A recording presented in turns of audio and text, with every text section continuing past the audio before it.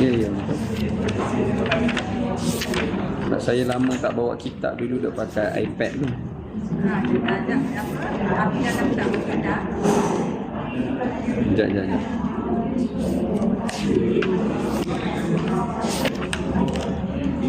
Ni doa Nabi Ibrahim.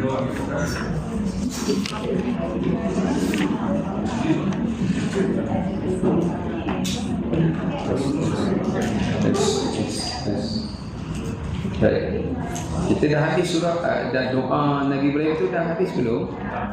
Ha? Dah? Saya tak ingat.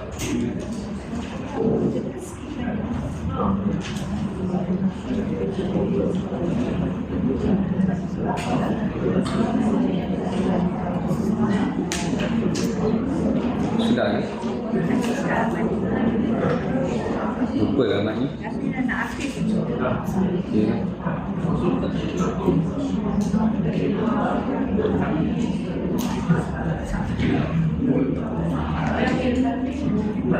Bismillahirrahmanirrahim. Assalamualaikum warahmatullahi wabarakatuh. Alhamdulillahirabbil alamin wal 'aqibatu lil muttaqin. Wassalatu wassalamu ala asyrafil anbiya'i wal mursalin wa ala alihi wa ashabihi ajma'in.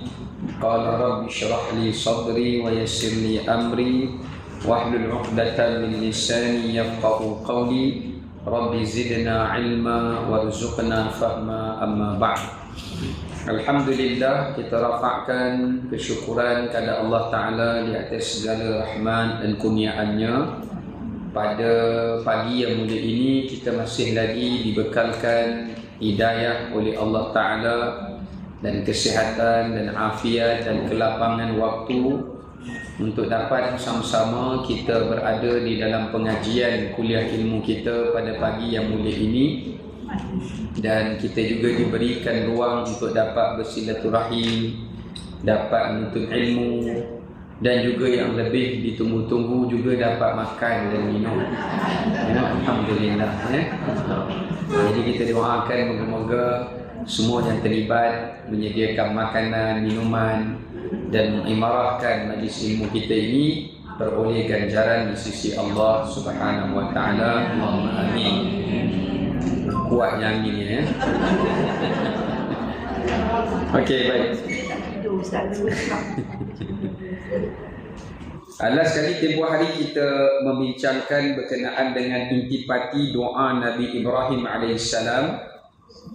Antara yang kita dah bahaskan adalah berkenaan dengan nikmat terbesar Allah beri kepada Nabi Ibrahim adalah di pengakhiran umur dan usia dianugerahkan anak dan zuriat yang saleh. Ini kita dah bincangkan. Mungkin kita nak sambung ayat 40-41 tu. Kemudian kita bacakan sekali dengan ayat berikutnya, ayat 42 ya, sehinggalah kepada ayat yang ke-45 ya. Jadi kita akan baca dari ayat 40 sehingga ayat yang ke-45. A'udzu billahi minasy syaithanir rajim. Bismillahirrahmanirrahim. Rabbi ij'alni muqimas salati wa min dhurriyyati Rabbana wa taqabbal du'a. Rabbana ighfir li wa liwalidayya wa lil mu'minina yawma yaqumul hisab. Wa la tahsabanna Allaha ghafilan 'amma ya'malu adh-dhalimun. Innama yu'akhiruhum liyawmin tashkhasu fihi al-absar. Muhti'ina muqni'i ru'usihim la yartaddu ilayhim tarfuhum wa af'idatuhum hawa' wa anzirin الناس يوم يأتيهم العذاب فيقول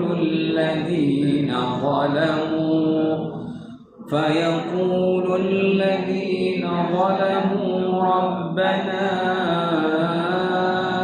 أخرنا إلى أجل قريب نجب دعوتك ونتبع الرسل أولم تكونوا أقسمتم من قبل ما لكم من زوال وسكنتم في مساكن الذين ظلموا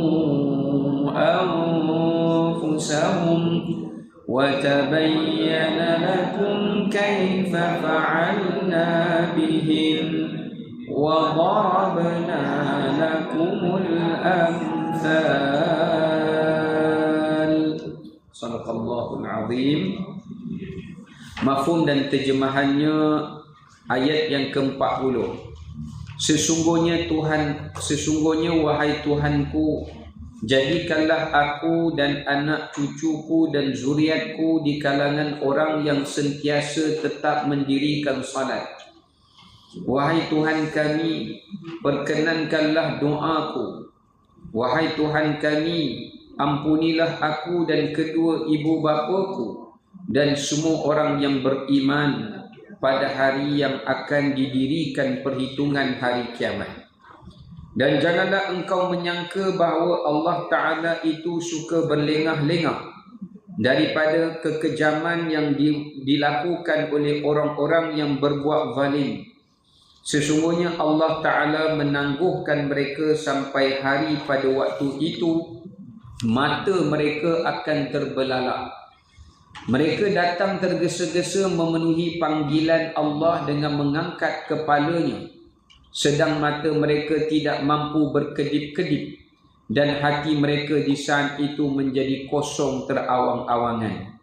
Dan berikanlah peringatan wahai Muhammad kepada manusia pada hari ketika azab datang kepada mereka, maka orang yang zalim itu pun berkata, wahai Tuhan kami, berilah kami kesempatan kembali ke dunia walaupun sebentar.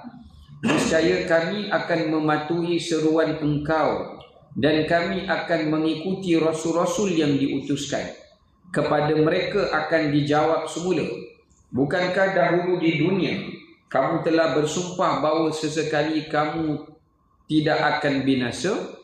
Dan kamu telah tinggal di tempat orang-orang yang menzalimi diri sendiri, dan telah nyata bagi kamu bagaimana kami telah berbuat terhadap mereka, dan telah kami berikan kepada kamu akan beberapa perumpamaan. Baik, itulah terjemahan daripada ayat yang telah pun kita bacakan tadinya. Baik, kita kembali pada ayat 40 dan ayat 41.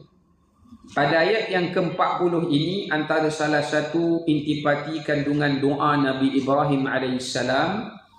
Baginda berdoa kepada Allah, bermohon kepada Allah supaya Allah mengurniakan baginda dan anak zuriatnya orang yang sentiasa mendiri dan memelihara dan menjaga salat.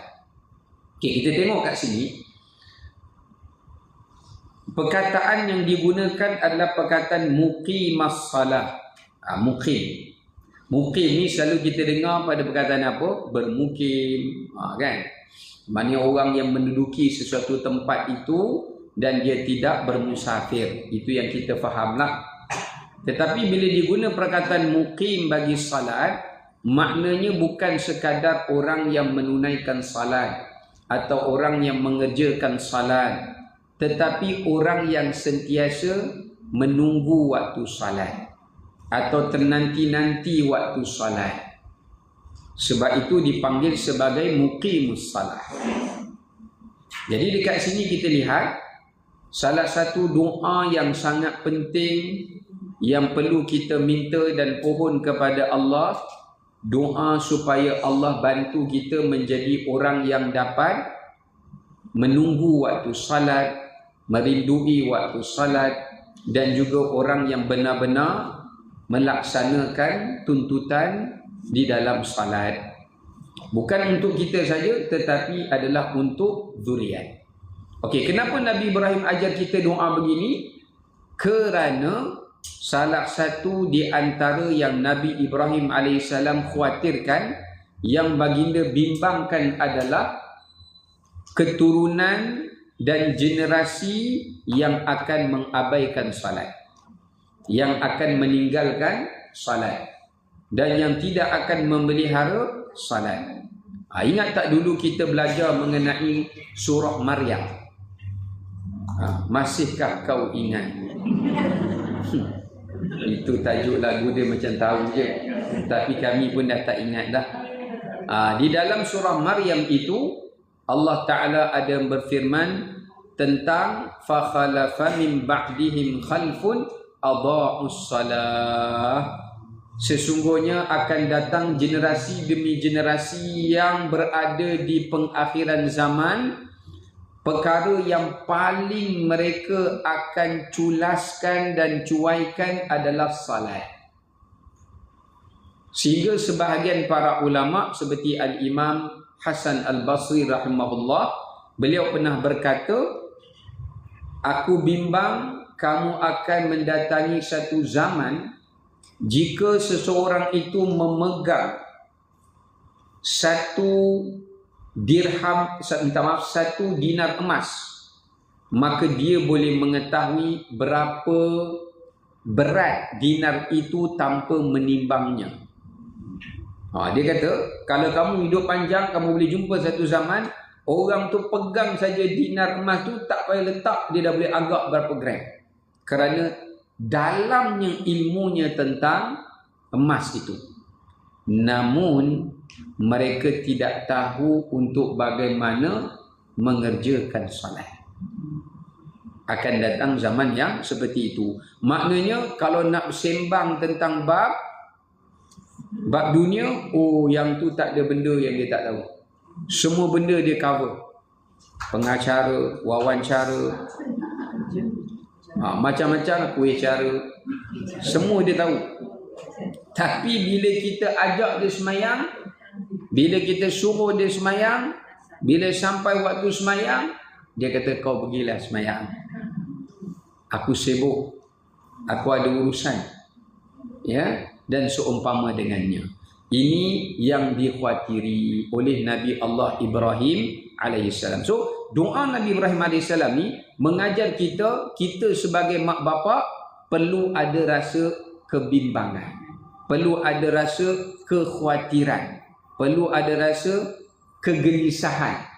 Walaupun kita semayang, tidak bererti anak cucu cicit kita semayang. Not necessary, you know.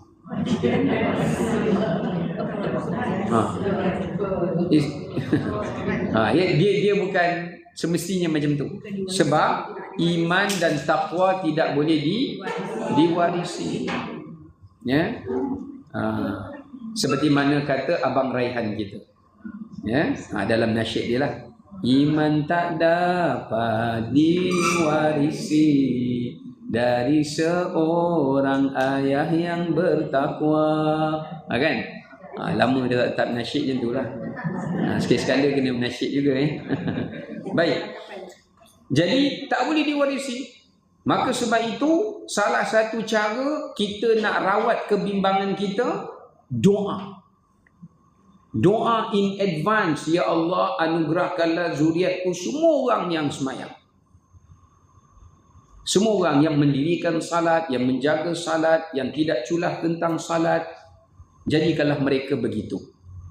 Ya, kerana bila mereka menjaga salat, mereka akan menjaga suruhan-suruhan Allah yang lain. Seperti mana kata Sayyidina Umar ibn al-Khattab radhiyallahu ta'ala anhu, ketika mana Sayyidina Umar berkata, "Idza ra'aitum minan nasi yudayyi'una as-salah fama ba'da as-salahi adya'." Kalau kamu tengok orang tu tak jaga semayang, kamu akan lihat selain daripada semayang, lebih dia akan culas terhadapnya. Lebih dia tidak akan menjaganya, dia tidak akan memeliharanya. Ya, dia tidak akan menjaganya. Kak Amy ada? Tak ada. Okey. Kita lihat dekat sini ya. Jadi ini antara yang dipesankan. Dalam surah An-Nisa pun Allah Ta'ala disebut sifat orang beriman, wal yakhshal ladzina law taraku min khalfihim dzurriyyatan dhi'afa. Allah Ta'ala berfirman, antara sesuatu yang paling ditakuti oleh orang beriman bila menjelang saat dia sakit dan nak meninggal dunia, dia takut dia memiliki zuriat yang lemah. Allah panggilnya dzurriyyatan dhi'afa. Zuriat yang lemah. Bukan lemah dari sudut fizikal, bukan lemah dari sudut mental, tapi lemah dari sudut spiritual. Apa itu lemahnya? Lemahnya itu kerana dia mengabaikan salat. Mengabaikan salat. Ya. Sebab itu musuh yang paling mudarat ke atas salat adalah hiburan. Musuh utama yang paling menjarakkan dan menjauhkan manusia daripada solat adalah hiburan. Sama ada sport ke, sama ada games ke, sama ada nyanyi ke, sama ada apa ke, selalunya benda-benda itu menjauhkan kita daripada solat. Sebab solat ni opposite, dia nak bagi kita ingat, yang tu bagi kita syok, lalai. Yang ni khusyuk, yang tu syok. Dia buang khu buang, syok je. Ya, maka sebab itu bukanlah Islam melarang kita untuk berhibur, tak boleh. Tetapi jangan sampai hiburan itu menjarakkan kita, apatah lagi membawa kepada kita mengabaikan solat. Ya, sebab tu benda yang paling memberi keutamaan sejak anak masih kecil Islam suruh adalah jaga solat. Bahkan dalam hadis yang sahih disebutkan, jika ada sesuatu tempat itu tidak ada orang yang mengerjakan solat padanya, melainkan dikuasai penduduk tempat itu oleh syaitan. Ulama bincang apa maksud dikuasai oleh syaitan. Ada yang menafsirkan mereka akan dikuasai oleh nafsu. Mana banyak dosa lah. Maksiat tu berleluasa. Ada yang kata dikuasai oleh syaitan, dikuasai oleh musuh-musuh Islam. Sebab tu dulu saya ada kawan dalam ketenteraan, dia kata sekarang ni dah adalah apa dia panggil? Allah lupa lah pula. Kadat apa? Kagat. Dah ada kagat. Dulu tak ada lagi. Jadi dah masuk Islamisasi, ada unsur-unsur Islam dan sebagainya. Sebab culture yang ditinggalkan oleh penjajah dulu, British dulu, pertahanan ni lah yang paling kena ada hiburan. Ada arak, ada perempuan, ada tu yang baru ni viral, ye-ye. Ye-ye. Tak tahu ye-ye? Pop ye-ye tak tahu? Ye-ye tu, tapi benda tu sekarang ni dah ada arahan keras lah, dah diberi tindak amaran lah. Kalau dulu, ialah sebab askar ni bukan sentiasa dalam mod perang.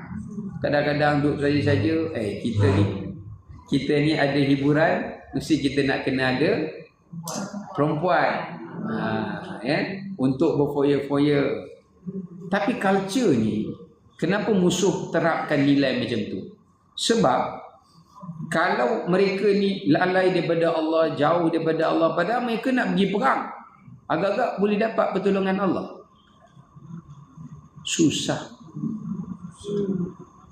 Sedangkan dalam perang Badar, kalau kita baca sirah perang Badar, mereka sahabat yang nak datang sebelum esok perang, malam tu Nabi SAW tak tidur malam.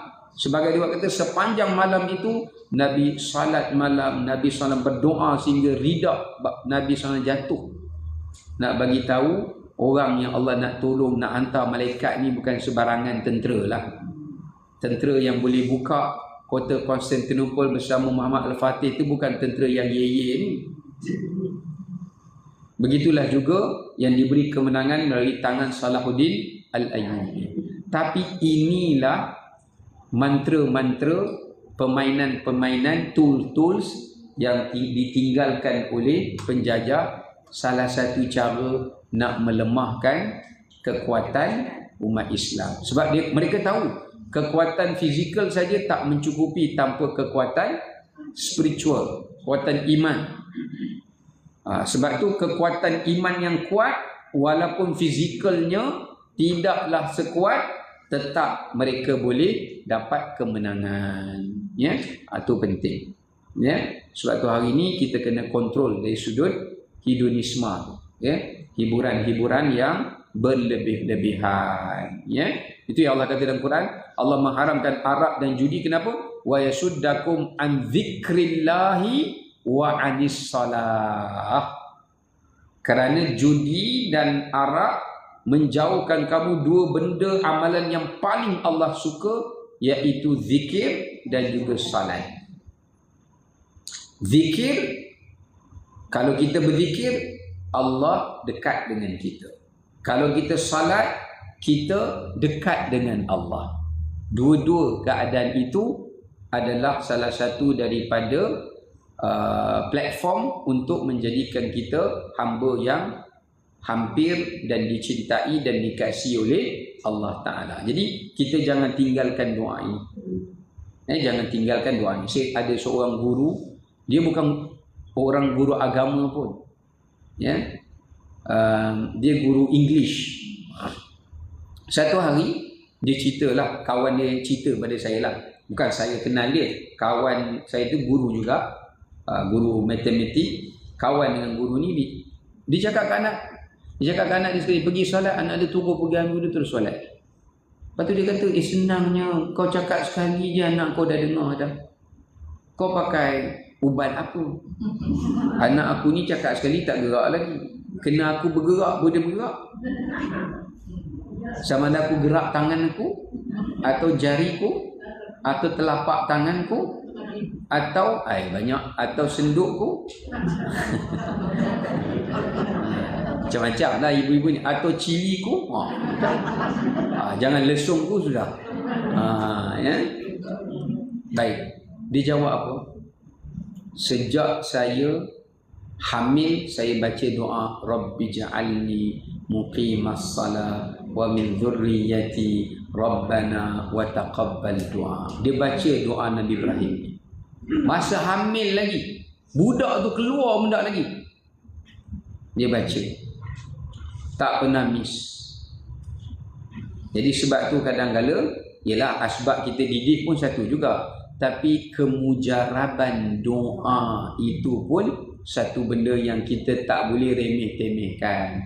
Kadang-kadang memang kita dah bagi terbaik, bagi tuition, bagi kelas, panggil sebaik-baik ustaz, segarang-garang, tapi doa kita tak ada. Doa tu tak cukup, doa tu kurang. Ya, jadi kadang-kadang benda itu pun boleh memberi impaknya. Baik. Ya, itu kepentingan salat. Ya. Baik. Bahkan saya ada jumpa satu orang sampai dia kata, alah, kalau dulu aku solat je, tapi aku solat pun bukan bisnes aku maju pun. Ada yang cakap macam tu pun ada. Ya. Dia aku solat tak solat sama je. Jadi saya pun terfikir balik. Yalah, saya kata kau solat ni sebab bisnes tu. Habis tu yang bagi nyawa tu, yang bagi oksigen tu, yang bagi jantung, yang bagi paru-paru, Allah suruh kita solat bukan sebab nak suruh kita laku bisnes. Allah bagi kita solat sebab dia bagi kita hidup. Kau tak nak solat, simple, mati je lah. Kan? Sebab Allah kata, tidaklah aku ciptakan jin dan manusia untuk apa?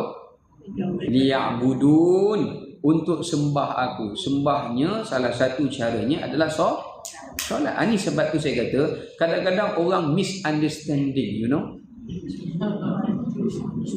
Misunderstood, silap lagi gerimu. Misunderstood tentang konsep solat. Kenapa dia kena solat? Dia pun tak faham.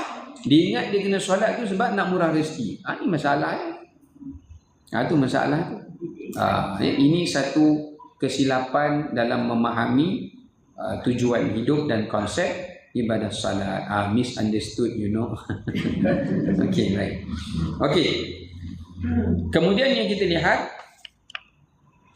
tak cukup dengan Nabi Ibrahim doa, ya Allah jadikanlah aku dan zuriat aku salat. Baginda kata lagi, wa taqabbal doa. Dalam banyak-banyak doa, ini doa yang paling Nabi Ibrahim beri penegasan.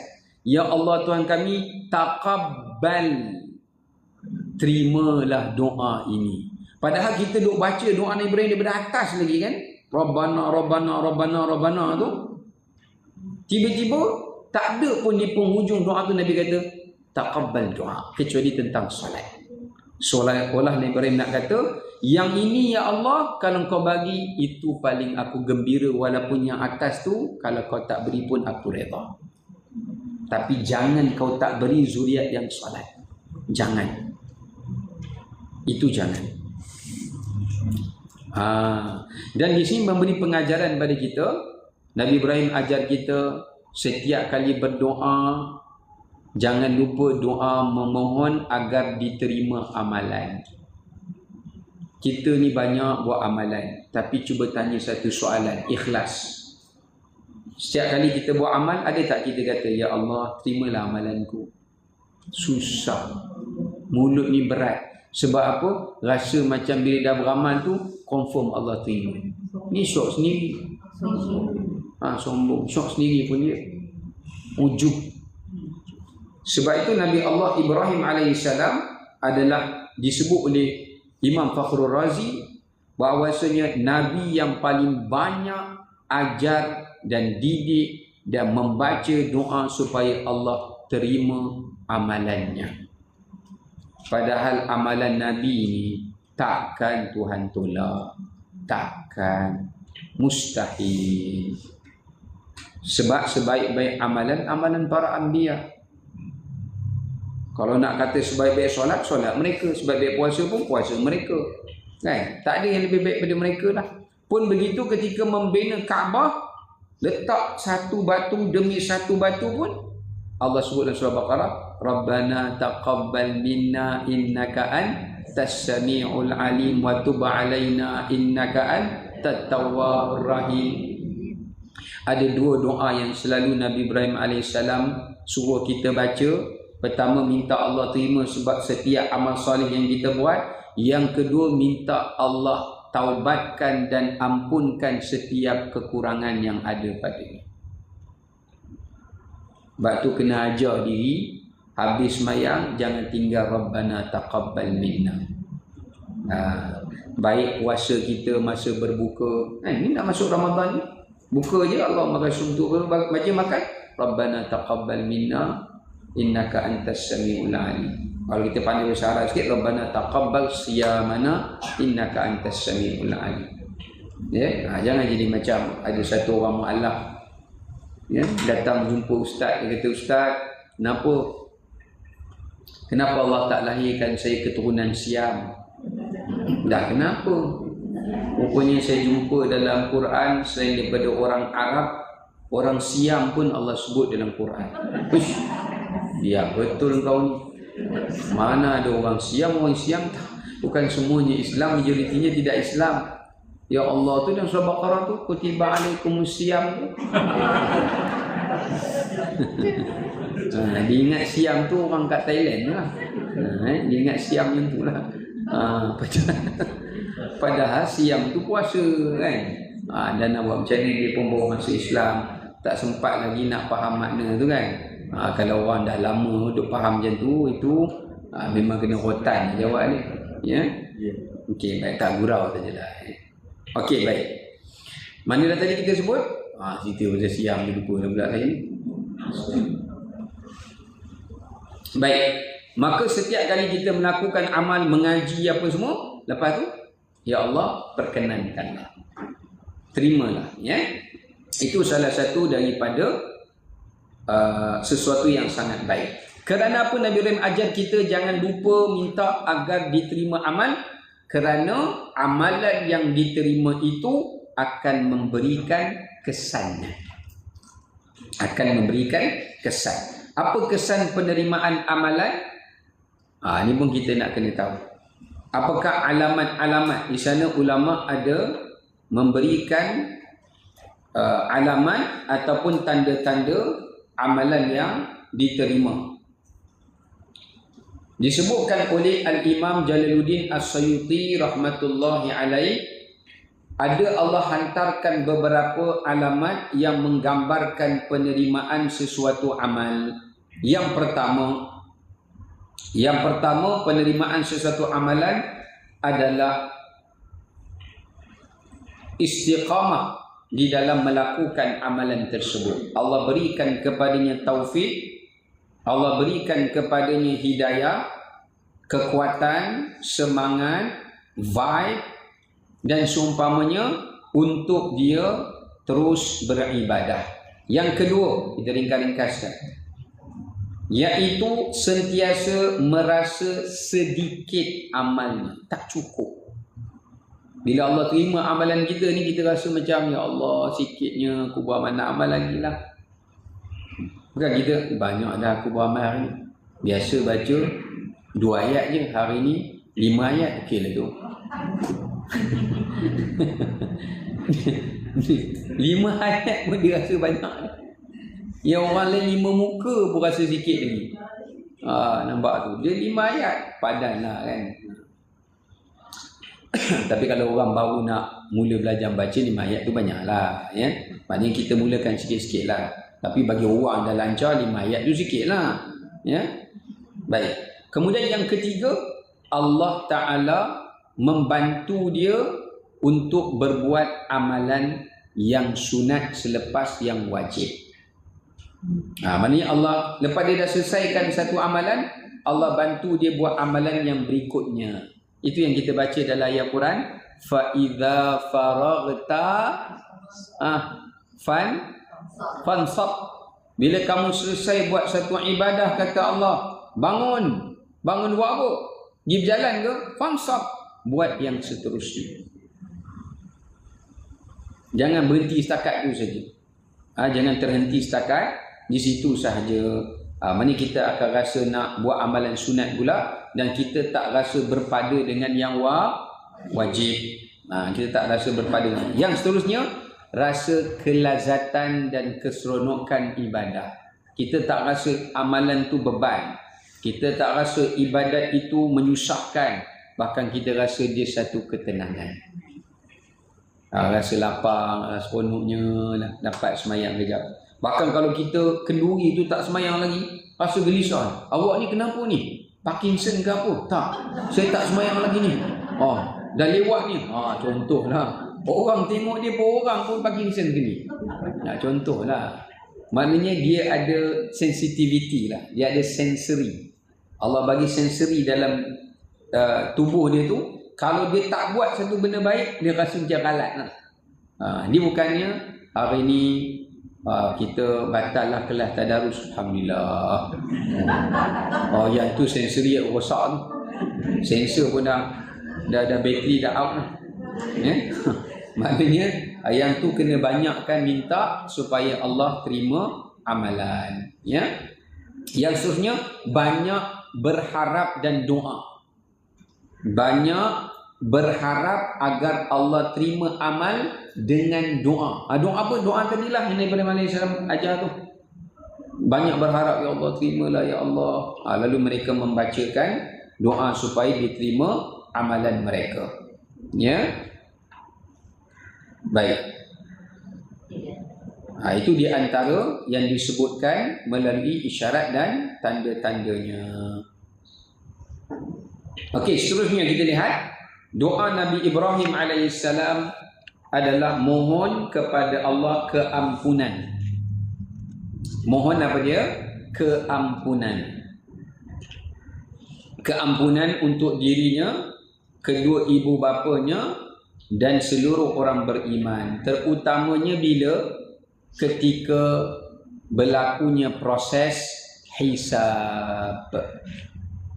Tapi bapa dia kan tak mengenal dia Ustaz. Boleh baik. Wah, ni soalan orang akademik.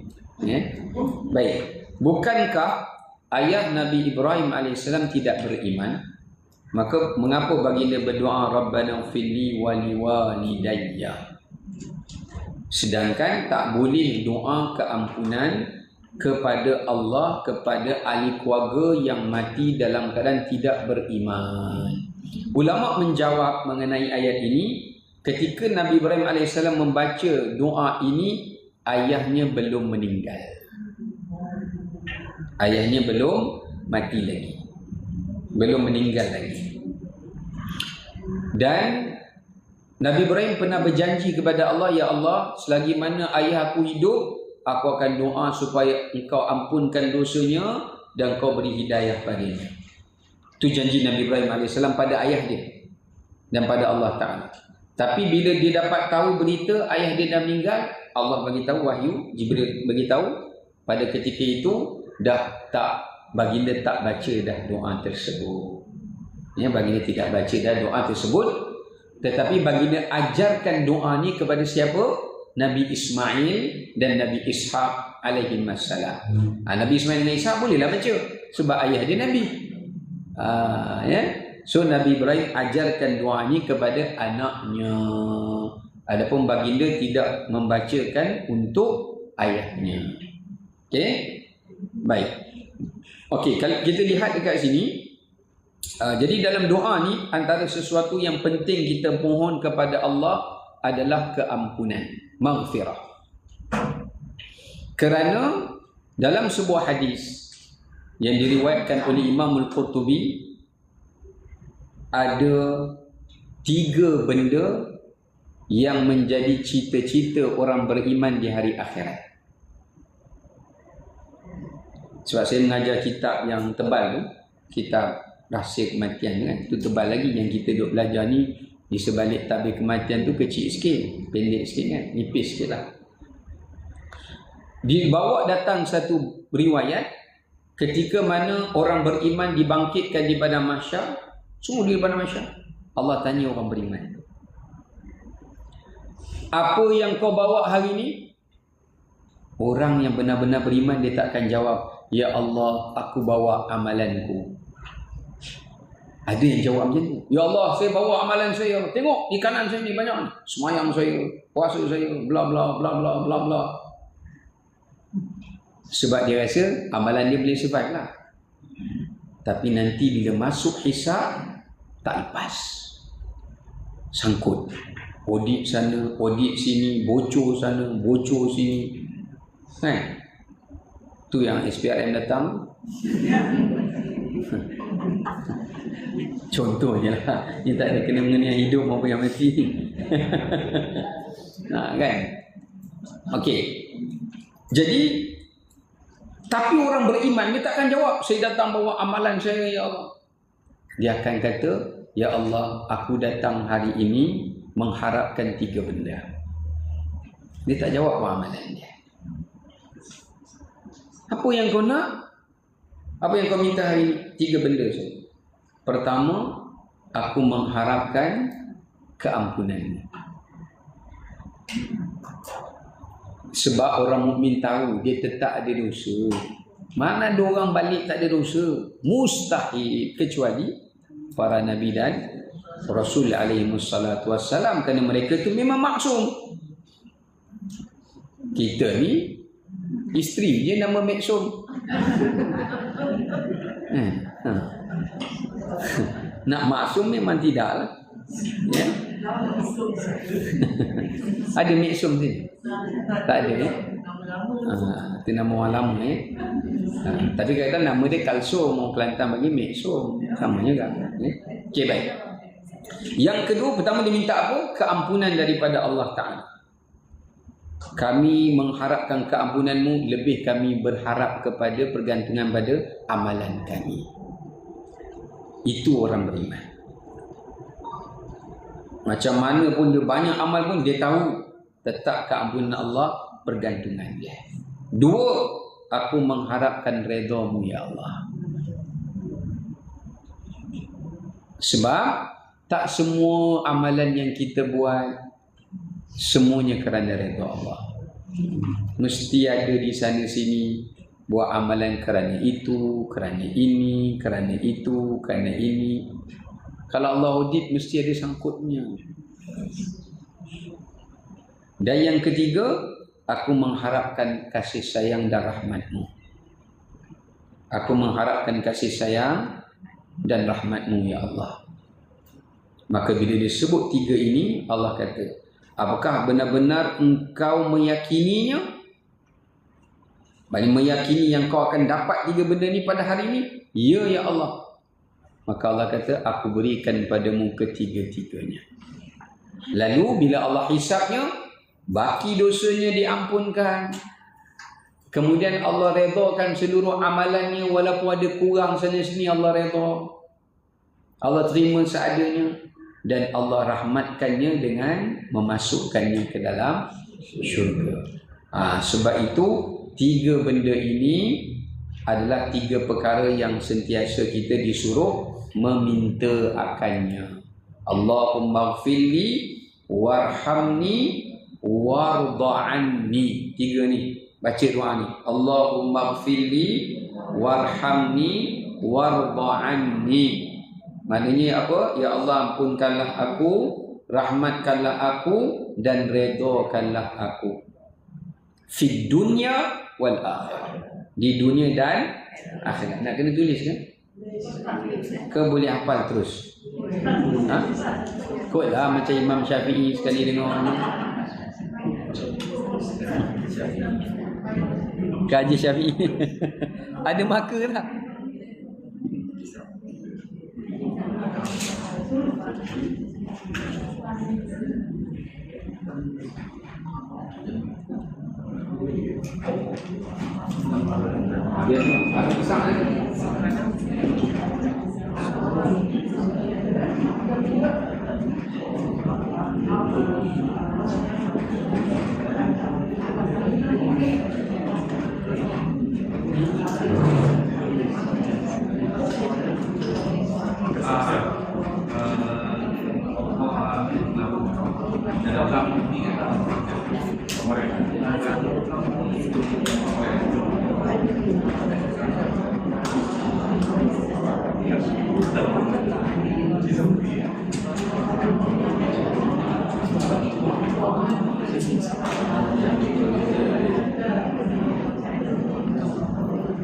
Jadi bila kita baca ni, kita harapkan di hari akhirat tiga perkara ni Allah berikan pada kita. Terlupa pula ujung itu.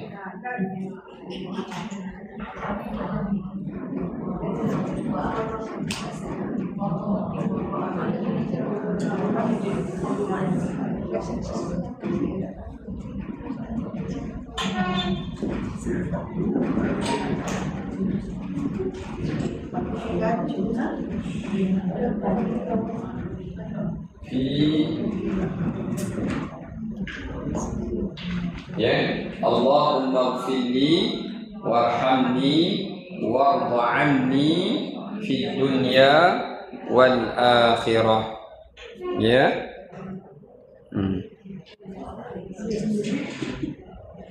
Allahumma ghfirli warhamni warda'anni fid dunya wal akhirah. Sekali lagi. Allahumma ghfirli warhamni warda'anni fid dunya wal akhirah. Ya Allah, ya Tuhanku, ampunkanlah dosaku dan rahmatikanlah aku dan redakan akanku di dunia dan di akhirat. Jadi boleh amalkan dan boleh bacakan. Moga-moga Allah Subhanahu Wa Taala memberikan tiga kurniaan itu kepada kita di hari akhirat nanti ketika waktu hisab kita, ketika waktu penghisaban kita. Okey, baik. Kemudian kita lanjutkan ayat 42.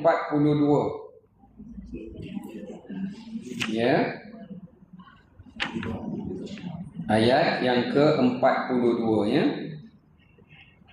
iaitu Allah Ta'ala menyebutkan kepada kita berkenaan dengan Allah menundakan sesuatu azab kepada orang-orang yang dimurkainya, dan Allah menyegerakan musibah kepada hamba yang disayanginya. Sekarang ni kita masuk untuk ayat 42. Pada ayat 42 ini Allah Ta'ala memberikan pada kita satu pengkhabaran, di mana sesiapa saja yang berleluasa melakukan dosa, melakukan kemungkaran, melakukan kezaliman, peperangan, pembunuhan, pencerobohan, penjajahan dan sebagainya, tapi kita tengok tak ada tindakan Allah bagi dekat dia, tak ada azab Allah turunkan dekat dia, bukan bererti Allah redha ia berbuat demikian, tetapi Allah sedang mengatur, merancang baginya azab yang menantinya di akhirat. Ini satu benda saya nak bagi orang faham. Selalu kadang-kadang ada orang kita salah faham benda ni. Untuk kita faham ayat 42. Ada orang dia buat salah, lepas tu dia nak dijatuhkan kesalahan, nak jatuhkan hukuman kesalahan atas dia. Tapi macam mana dia adjust, dia terlepas, dia tak dijatuhkan kesalahan atas apa dia buat. Yang lebih dahsyat, dia boleh kata Alhamdulillah. Nampak?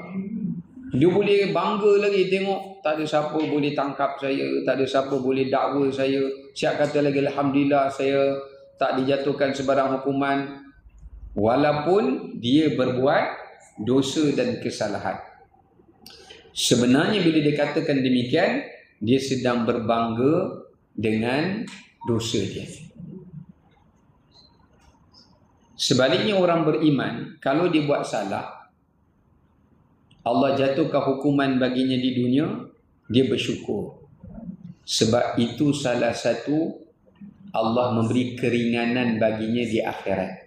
Kalau hukuman tu tak setimpal dan bukan hukuman syar'i, bukan hukuman yang syarak perintahkanlah. Tapi kalau dia adalah hukuman yang syarak perintahkan, di akhirat dia tak akan kena hukum lagi. Sebab tu dia akan berterima kasih jika Allah berikan kepadanya hukuman yang disegerakan ke atasnya di dunia. Hukuman yang disegerakan ke atasnya di dunia. Tapi kalau dia bertaubat, dia terlepas, kemudian dia taubat dengan taubat nasuha. Kalau dosa tu berkait dengan hak Allah, Allah ampunkanlah. Allah tak hukum dalam dia di akhirat. Tapi problem dia kalau dosa tu berkait dengan manusia. Dengan Allah, ya boleh selesai. Tapi dengan manusia, dia kena hukum juga kat dunia dulu, baru dia boleh lepas di akhirat. Tapi kalau dia tak dihukum, orang pun tidak memaafkannya, tidak menghalalkan baginya, dia tetap akan dihukum di akhirat walaupun dia bertaubat. Kerana taubat itu tak cukup syarat. Bukan Allah tak nak terima, tak cukup syarat. Sebab tu kita kena ingat, tak semua orang bertaubat taubatnya diterima. Antara ciri-ciri taubat orang yang tak diterima adalah orang yang bertaubat dengan tujuan mempersendakan taubat. Dia jadikan taubat tu bahan persendaan. Contoh, kau selamba je minum arak. Alah, kejap lagi aku taubat. Semalam kau dah cakap dah kau taubat. Biasalah, inilah modalnya. Maknanya dia gunakan taubat tu sebagai modal, mempermainkan untuk menghalalkan dia boleh ulang-ulang melakukan dosa. Ini Allah tak terima taubat macam ni. Atau taubat yang gugur syarat, tak cukup syarat. Patutnya kena ada syarat, tapi taubat tu tak cukup syarat taubat, reject. Pasal apa? Tak ikut terms and condition. Dia tak ikut star tu, dia ada star gitu. Dia tak tengok star tu kat bawah tu. Dia tak follow dia punya rule tu. Maka Allah tidak akan menerima taubatnya. Sebab tu kena hafal syarat taubat tu. Kalau istighfar saja, sembahyang taubat saja, tapi syarat taubat yang 3 atau 4 itu tidak dicapai, maka taubat tu tidak dikira sebagai taubat nasuha. Dia tak dikira sebagai taubat nasuha. Dia dikira taubat haha.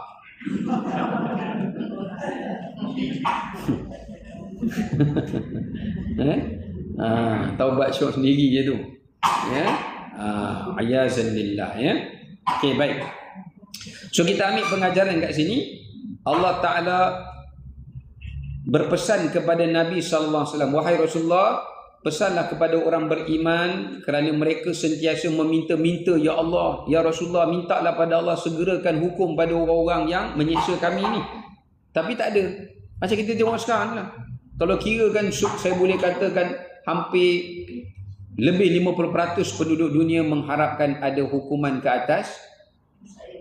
Ya, apa yang dilakukan oleh presiden dia. Syaitan tu. Ya, syaitan manusia.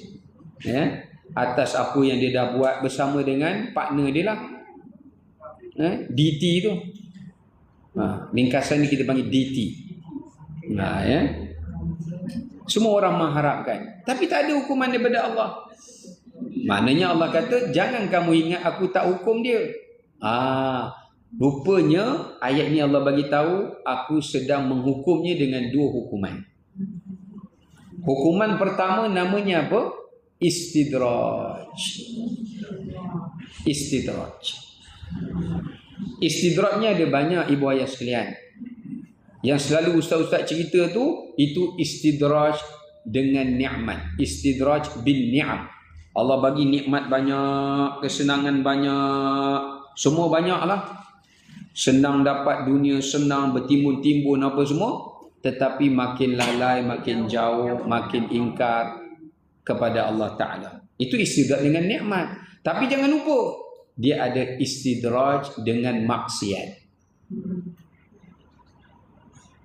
Istidraj dengan maksiat ni, dia bunuh orang, dia tembak orang, dia buat apa, dia buat ini, tak ada apa pun. Sakit pun tidak, demam pun tidak, batuk pun tidak, kena tangkap pun tidak, semua tak. Kenapa Allah bagi macam tu? Nak bagi dia syok buat dosa. Buat, tak apa, buat lagi. Buat lagi dosa banyak-banyak. Itulah hukuman.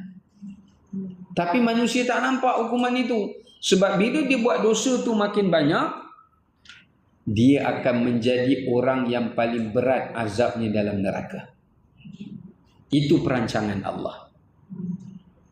Sebab orang yang terkena istidraj maksiat ni tak layak dihukum di dunia. Dia layak dihukum di neraka sahaja. Neraka Allah tu tempat yang paling berbaloi untuk dia menerima pembalasan. At least Fir'aun pun kena kat dunia. Kalau kita tengok sekarang ni, ada orang tanya saya, Ustaz, dia ni pun macam Fir'aun juga. Fir'aun pun kena, siapa dia tak kena, saya tak puas hati lah. Saya cakap kat dia. Saya kata, saya bacalah ayat ni. Jangan kamu sangka Allah tak buat apa-apa. Jangan. Allah dah kata dah jangan. Sebab itu sangkaan buruk kita kepada Allah. Sebenarnya Allah tengah hukum dia lah tu. Allah suruh dia buat dosa lagi banyak, ambil tanah orang pun semua makin banyak, iaitu Allah nak siksa dia dalam neraka di hari akhirat sahaja. Habis tu yang Firaun Allah bagi juga kat dunia, sebab Nabi Musa pernah minta kepada Allah, Rabbana tmis ala amwalihim washdud ala qulubihim fala yu'minu hatta yarawul azabal alim. Sebab Nabi Musa minta Allah turunkan bala kepada Firaun. Tapi Nabi Muhammad SAW tak. Sebab itu umat Nabi SAW buat jahat macam mana pun, bala tak turun bagi mereka mati. Sebab Nabi SAW minta jangan turun bala mereka di dunia. Kadang-kadang turun juga, tapi tak macam umat zaman dulu sekali kena habis, bungkus semua satu kaum. Sebab Nabi SAW kata, ya, antara doa Nabi SAW, jangan azab umatku macam umat dulu, jangan. Allah kata, ya Rasulullah, aku terima tapi aku gantikan azab mereka dalam neraka. Ya, tapi Nabi tak sukalah juga umat dia buat jahat macam tu. Maknanya orang tak kenang budi. Nabi kita dah doa kita tangguhkan azab, jangan tunggu azab, dia pula guna tu sebagai tiket untuk buat maksiat dan kezaliman. Itu orang yang tak bersyukur. Ya, orang yang tak berterima kasih. Sebab umat Nabi SAW ni ada dua. Satu umat yang beriman dengan Nabi SAW, satu umat yang belum beriman dengan Nabi SAW. Itu dipanggil ummatul da'wah. Yang beriman ni dipanggil ummatul ijabah, yang dah terima seruan Nabi SAW. Ya. Jadi itu di antara pengajaran yang kita dapat fahami. Pertama tadi kita ringkaskan apa dia? Iaitu kalau Allah tak suka seseorang itu, Allah Ta'ala tangguhkan hukuman dan azab baginya dengan Allah bagi istidraj maksiat ke atasnya, sebab Allah nak siksanya di dalam neraka sahaja. Minta lindung daripada perbuatan ini. Ya, minta lindung kepada Allah daripada perbuatan ini, dosa ini. Ya, baik. Yang keduanya, kalau orang tu Allah sayang, sebelum dia mati, Allah cuci dia. Allah bersihkan dia dulu. Ya, supaya dia tak ada kotoran-kotoran, melainkan debu-debu sikitlah. Debu-debu ni macam baju kita kena debu ni, okeylah daripada kotor yang banyak kan.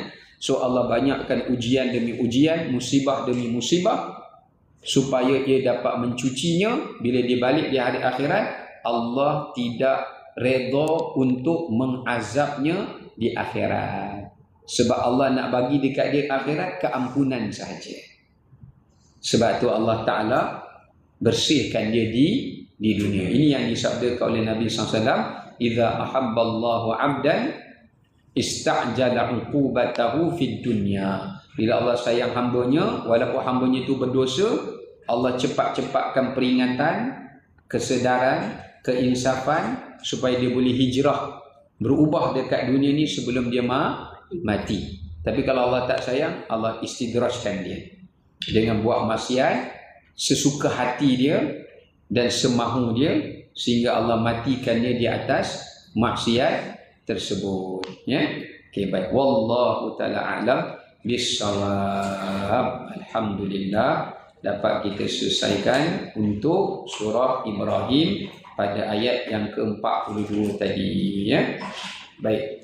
Bismillahirrahmanirrahim. Alhamdulillahil alamin, wassalatu wassalamu ala asyrafil mursalin wa ala alihi wa sahbihi ajma'in.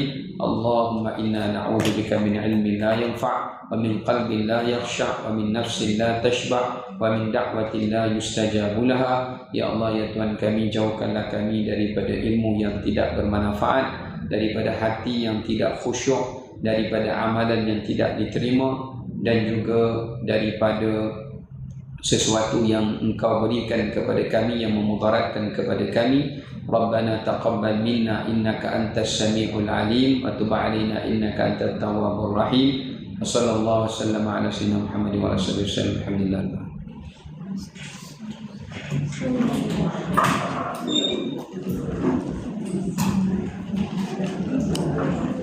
Penyakit tak ada. Sekarang tak berasa. Ya.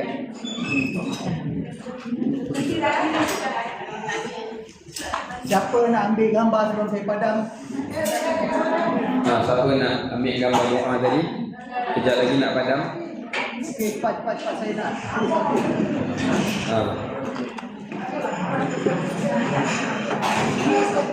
Siapa yang belum ambil doa boleh ambil doa. Nanti nak dipadam dah nanti. Apa dia soalan dia? Ya.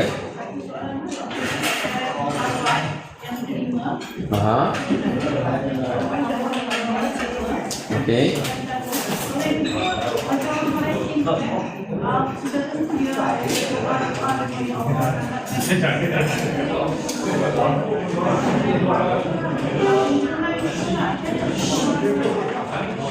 Yang kedua tu saya tak dengar agak. Yang pertama tu syarat taubat akak tanya. Yang pertama tu akak tanya syarat taubat. Okey, syarat taubat yang pertama adalah merupakan seseorang tu menyesal dengan perbuatan dosa dia. Yang kedua, tidak mengulangi, berazam untuk tidak mengulangi. Dan yang ketiga, meninggalkan perbuatan dosa itu. Maknanya kalau dia kata dia taubat, dia kena stop terus lah. Tak bolehlah dia kata nanti I stop sikit-sikit.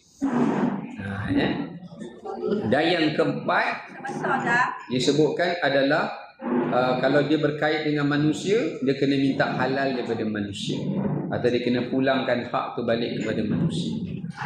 Tapi sebagai ulama' dia tambahkan lagi banyak lagi syarat lah. Rasa benci pada dosa, maknanya dia tak suka cerita pasal dosa dia, dia tak suka, orang kata apa, bangga dengan dosa dia yang dulu-dulu yang dia dah taubatkan tu, ya. Lepas tu yang nombor 2 tadi apa?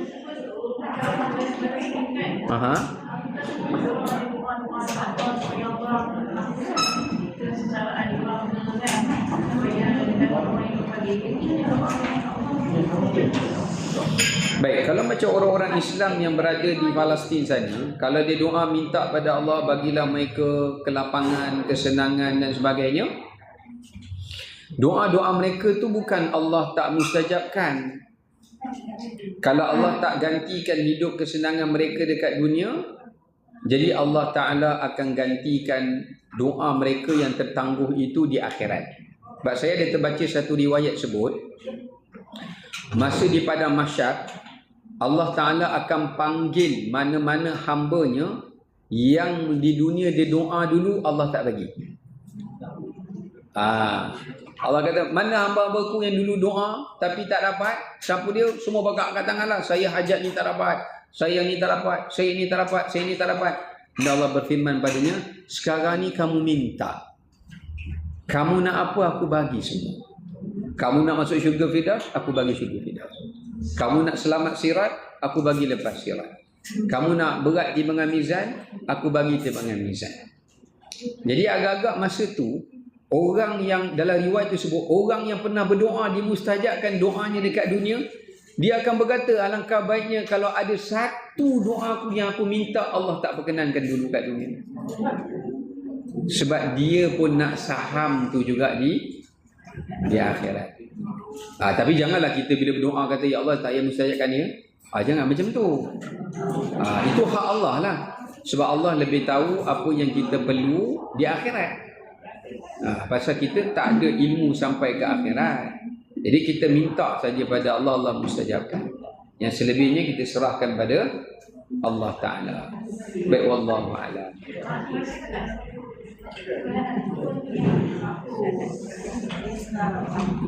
Aziz tak cakap satu lagi, minta maaf apa yang kita buat pada orang tu. Minta maaf. Dah cakap tadi. Dosa-dosa. Takut. Macam tadi betul lain dah. Dengan ayah zaman ni. Takut betul.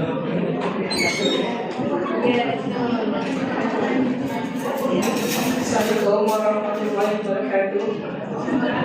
Ya, dah habis akak. Nanti saya share. Nanti saya share dekat teks. Dekat TikTok kan ada teks tu. Nanti saya PM akak. Siapa yang nak tengok balik, saya akan download, saya akan teks ni. Formula ni kami dah share tahun lepas, tapi dengan sahabat Muslim kerja. Jadi tahun ni saya panjangkan. In fact, this is the first macam sharing. Saya belum buka lagi kepada grup kami, kawan-kawan. Saya akan invite dulu. Macam mana ni? Saya share di grup sini dulu ya, dekat dia. Okey, ini ialah satu formula. Bayaran kita. Siapa yang nak tu, siapa yang nak minta tag saya dekat TikTok. Minta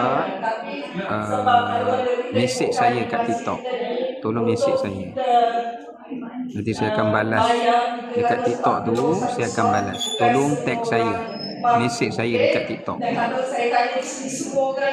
Nanti saya dah download, saya share kat situ.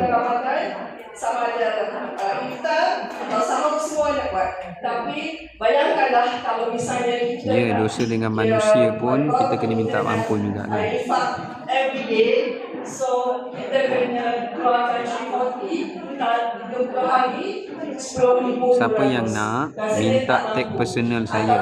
Pasti ada keluarkan satu. Ya, saya boleh save, tapi saya pernah try repost balik. Dia tak boleh cover panjang semuanya. Dia tak boleh. Kalau upload kat YouTube boleh, betul. Upload kat YouTube. Yang saya rasa mampu boleh Nanti buat. mesej saya ya. Kalau Saya misalnya akan share pada siapa yang mesej saya, insya-Allah. 66, 5,71 hari. Saya rasa pasti semua mampu dah untuk iftar.